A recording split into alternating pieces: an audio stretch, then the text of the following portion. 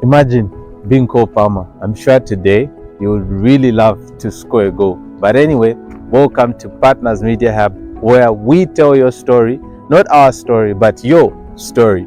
You know, most of the times you attend an event and you're told, say, oh, okay, maybe the Minister of Entertainment or maybe the Minister of Commerce is going to come through, and you'll be like, oh, okay, I think with some time I'll allow it. The Minister will delay to reach. But anyway, I have someone for you today on the platform who's going to actually fight all those battles on where you expect a minister to show up late at an event. But well, ladies and gentlemen, today I have no other than Honorable Temwani Kapove, who's going to share a bit about himself before we go on into today's interview. Honorable, yes. I don't know if I should call you Honorable, maybe Minister. Which word should we use here? Honorable. No, it's really good to have you. Thank you. Cheers. Okay, so I think we can start by just knowing who you are. Like, who is honorable? Like, what does it mean to be an honorable? And then you can at least tell the people your name and just a simple something just about yourself. Right. Okay, so my name is Temwani Kapove, Honorable Kobuso, Minister of Investment, Research and Production. Others think I'm the most controversial minister. I don't know, but anyway, away from that. So who is Temwani? I can say Temwani is, away from the honorable part, Temwani is just a simple guy. I love to hang out with my friends. I'm all about gaming. That's my lifestyle. But I've got so much passion for leadership. Yes. So, speaking about the word controversy, so I'm now wondering, like, how many positions are those? Investment, innovation, you said it's what? Investment, research and production. Investment, research and production. Yes. Okay, let us now invest into who you are. So looking back at the early days, coming back to the Copperbelt University, was there a time where you actually thought to say, okay, politics, is this something that you started with from high school? Should I go into it? Should I become a minister? And also just the portfolio itself. How did that exactly come about? Because I must believe this is the first of its kind, right? So basically you're setting a roadmap. Okay, give it to us. Okay, thank you so much for that question, Mr. Chiru. Okay, so yes, I've been in leadership. Was coming from way back. That's secondary school. Yes, I was like a prefect, class monitor and whatnot. But then what sparked my interest in university leadership? Firstly, in fact, I should point this out. I was at Cavendish before I came to CBU. Yes, I spent a year there. Cavendish University. Oh, Cavendish University. Yes. Okay, sure. Due to personal reasons, I had to drop out and whatnot. Okay. When I was there, I didn't have that interest. It just never struck me to join union leadership. Yes, but then when I came to CBU, again, just like that, I never really, not that I never wanted, but just never, I didn't have that idea or feeling, should I say. Then in January, the guys that were campaigning, pastoral class, just, campaign, they're giving their manifestos. And then that was the moment I realized I should be there. That's what grew my interest in joining student leadership. So you're actually telling us to say there is power in the people that have gone before us, just igniting that interest in us. So now coming to the Copperbelt University, you step into leadership.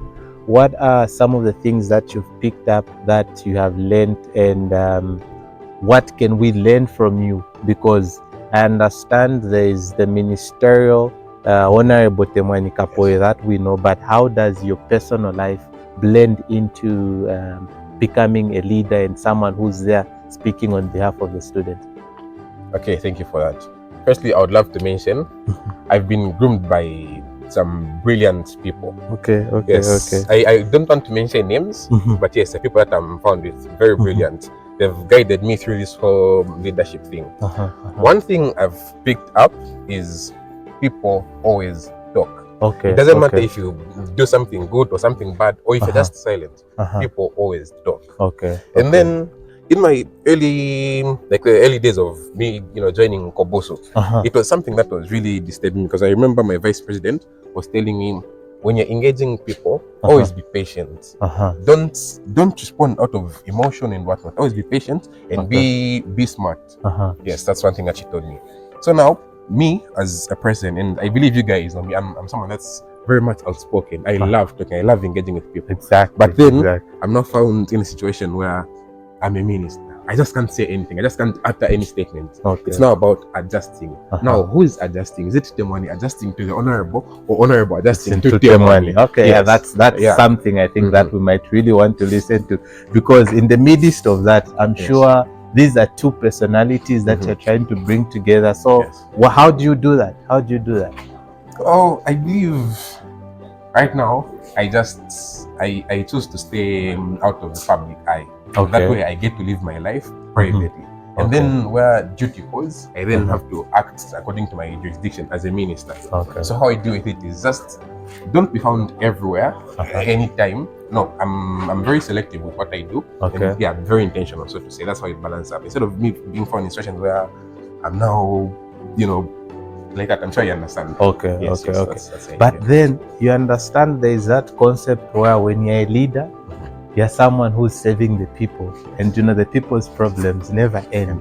The challenges never end. So what are some of the challenging things that you have encountered in your journey? Because you're saying you have enough time for a private life. Yes, How is that blending with your leadership? Okay, so let me point this out. I'm very glad that my journey in Kobosu started with me being the Minister of Investment, Research and Production. Okay. Which, of course, by name entails that my department is just dealing with production, investment and research.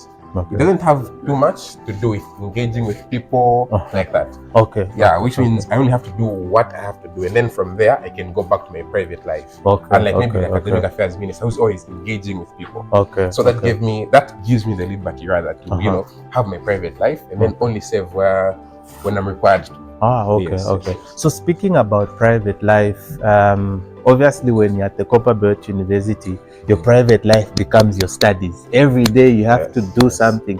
So now, imagine duty calls, you have to be in class. How do you now then, Anyway, but how does that come together? Okay, let me mention this. For those that are my classmates, I'm pretty sure. Okay, I'm not even supposed to put this, in the public eye, because I don't want my lecturers to know that. No, this is what's actually happening. Yes, but what happens is, I think I've now gone 3 months without attending class. Are you sure you're still a student? It's 3 months without class. 4 months without attending class. That's how tricky it is. Because I'm supposed to be found in certain places, and I don't want to mention it yet, but I was running a certain project that required my full availability.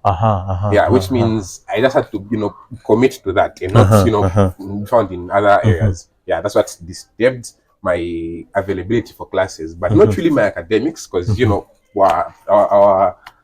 our main purpose here is academics, so you just have to balance. Yes. Okay, I understand that. So the whole thing is about the balance. Yes. But then there is this aspect that comes with you having to actually look back at where you're coming from, where you are and where you want to go. So this step that you've taken now, is it something that you're planning to do concurrently?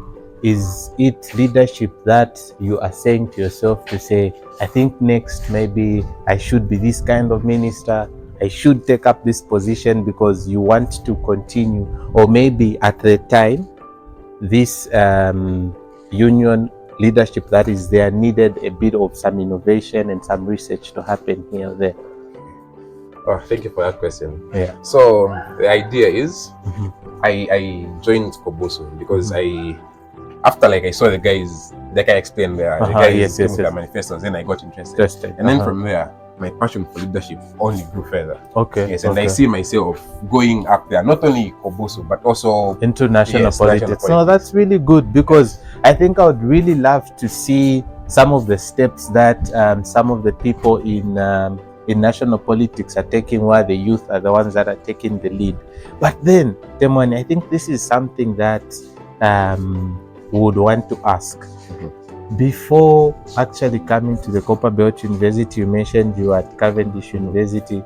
Was there at a time in your life where you actually thought that leadership is something that you wanted to do? Yes. Okay. Yes, that is. Okay. When did it happen? Is this during your time in high school, or maybe perhaps it was after your high school? I would say during my time in high school, because Okay. obviously right now I'm pursuing a bachelor's degree in business administration. That's what I want to do. Oh, I'm not okay, sure about okay, that yet. interesting, I interesting. think it's always been like that for me. You know, Uh-huh. BA is all about management, which Exactly, also exactly. falls under leadership. Like that. So it's Exactly, always exactly. been my thing. I just love leading, even Uh-huh. away from maybe academics, even at church. Uh-huh. I used to like have those leadership roles where maybe you have to direct the teams and stuff like that. That's always been in me. Yes. Okay, okay. No, that's amazing. So you actually mentioned something about you being groomed. I'm not sure you might want to bring that to the public eye, but what's that one thing that you always take away from the person that is mentoring you? What's that one mantra that comes to you all the time before? Earlier you spoke about you being patient, but what's that one thing that keeps you going? Detach your personal life from your public life. Okay. These are two different things. Okay. There's how people see you, how people view you. Uh-huh. There's like sometimes I'll just maybe I'm moving around campus. Of course, not everyone knows me, but certain people know me. Exactly, Like, exactly. hey, Demwani. Others be like, oh, honorable. Yes, like that. And then others just be like, boy, stuff like that. So there's now my personal life and then the there's- public image, that people have said. And then I've been taught to separate the two. Okay. I should make sure I don't mix these two, Okay. because once they start intertwining, then things will crumble. Because people will know me not for who, not as honorable Kapowe, but as Demwani. And then they might not fully accept me as Demwani, because every person has got their own like characteristics, should I say? Yes, and then some are not as pleasant as they, in that line. So it's about separation. Make sure if you've got things that you prefer doing as Demwani, do them as Demwani, not as honorable. Okay, Yes. okay. So now let's say someone is listening, and then they also want to become a leader. Yes. So now, how do you define what is there in your personal life and what is there in leadership? Yes, of course, leadership, we're talking about the roles that you have to execute, but what are some of those key things that you have to only do in your personal life? Because, I've actually noticed there are times, you know someone, they become a leader, you no longer meet them in a restaurant where you'd oftenly meet. So do you guys actually choose to say, okay, I'll only be doing takeouts, or maybe I don't go study in a class where everyone else? How do you actually do that? Because it's tricky, you just over the sudden you see someone and the next you're not seeing someone. How is it? It's just like I said, it's about detaching. You have to change your personal life. You have to detach your personal life from your ministerial role. Yes, for those that know me, this wasn't the money in first year. Starting from the appearance, I never used to dress like this. I never used to. It's completely different. But the fact that I've been put there, people accept a certain standard. Yes, for you to be accepted as a leader, you're supposed to meet a certain standard. And if your personal life does not match up to it, then you won't be accepted. That means you have to adjust. You have to change. Yes, about being found maybe like in certain restaurants, in certain places, exactly. Yes, it's because we were not found everywhere, because we avoid certain situations, certain talks by people. No, honorable, actually, your So I think you remember, I'm going to talk about my president. Very brilliant guy. He was eating shima with some students, nourishing bonds. But then what did Stan start saying? No, I did diver.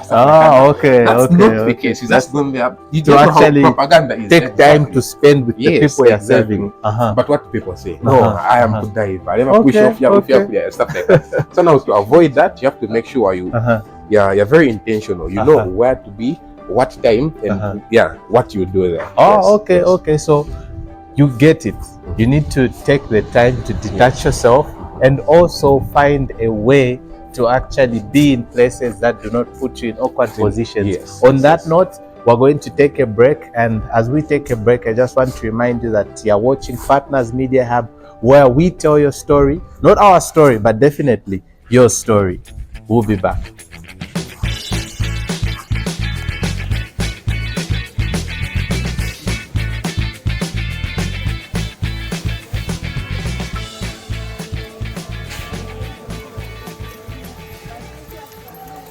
Welcome back. Now we've moved from innovation. We've talked about research, but now we want to move to production. Welcome back to Partners Media Hub. Get inspired, where we tell your story, not our story, but your story. So now, picking up the conversation from where we ended, you were mentioning on how you have detached yourself from your personal life to your leadership life. Now we want to move to your ministry. What is it about? Where did it start from? What's the vision? Just that. Where it started from? What is it about? Yeah. Okay, so when I assumed office, it's unfortunate, but anyway, it's played out well for me. When I assumed office, I found, I don't know, the previous maybe 4 executives had done nothing in the Ministry of Investment. Wait. Are you saying this ministry has been existing, but then there's just... Wait, has there been people that have been occupying the space, but they have done nothing? Yes. Okay, I'm not attacking anyone. Who appreciate you for your great service, but I'm saying no names mentioned. Yes, of course, exactly. There was no work done whatsoever. You know where you assume office, then you ask for the records. Files, records, so that you know where, like, you pick it up from somewhere. There was nothing, literally nothing. I had to start from scratch, and then having the idea of, it's investment. We have to first research, find ways of raising money for Kobusu, making Kobusu independent. That's now what pushed me, and then also us as an executive into our project. Okay. That's amazing. So now, from where you came from, there were no projects that were running. So what are some of the projects that you have come in, you've put on the table, and they've been approved and they are currently running? Okay, so first for starters, before I talk about my main project, I also want to know that as a minister, we also care about you, our students. We had engagements with Riverside WDC, which is World Development Commission, where we were looking at, rather, we want to bring them on board. Then we grant, I don't want to say loans, but we grant funds to students, that run small and medium businesses to just help boost them up. That's supposed to be made possible through CEC, which is Citizen Economic Empowerment Commission. We're working towards that. We're still engaging Riverside WDC, and if everything goes as planned, we'll certainly deliver. So you're saying there is an opportunity in the pipeline where me, as an individual, I come up with a project or an initiative, and then I can come to the ministry and request for some funds to actually push into my business. That's something to look forward to. But then now, what's your major project? Because you mentioned you have a major project. Our major project was, like I said, my ministry, or rather this ministry, being about finding ways of raising money for Kobusu. We looked at reviving the chicken run. That has been dead for, I believe, over 10 years. And the good news is we've managed. We have successfully managed to revive the Chicken Run project. I see. That's amazing. So now, you've mentioned the Chicken Run project. So now, are we saying this chicken that's being kept in the project, is it for the students to eat, or maybe perhaps there's a form of where it's going to be turned into liquid while we have some cells and it's cash? Or maybe anyone can come and say, Honorable, I don't have food. Give me something. Okay. How is it going to work? Yeah, that's brilliant. But I'm going to, I'll come back again to the ministry. It's being Minister of Investment, Research and Production. Then also, me as a minister, looking at ways of raising money for Kobusu. The chickens are going to be on sale. We want to, help the students by providing affordable meat products, which is chicken in this case, while also raising funds for Kobusu. So the idea is we'll be selling our tickets at a lesser price compared to the original market price. Yes, that's what we're doing. That's interesting. Yes. So that means no one is going to come to my office and claim for a chicken. Instead, once you get your BC, you can just come and buy it at a cheaper price. Okay. No, that's amazing. So now I think we've come to actually the end of our episode today. But then, what's one thing that you can tell the people out there just to keep them going? What's something that you can let them know so that they can get inspired? What I'm going to say is, when you have a dream, always go for it. Dream and then pursue it. Things don't just happen overnight. I'm in my second year for those that don't know. Last year, I just saw these guys campaigning. Then I thought that's a brilliant idea. I want to join. I engaged certain people who others helped me. Of course, others detached, others helped me through this journey. I'm in my second year and I'm in Kobuso. I believe that's incredible. Second year already in Kobuso. But it only happened because I pushed for it, because I was dedicated. And that's my advice for everyone. Always be dedicated. Push. If you see something and then you want it, make sure you work towards it, because nothing happens from without. Perfect. There you have it. Nothing happens without you actually pushing for it, you being dedicated. This was Partners Media Hub, where we tell your story, not our story, but your story. I was your host, Mr. Chilu. Good day. Thank you so much for this episode. So this is the project. This is the project. Okay. I see. No, this is really good. This is good.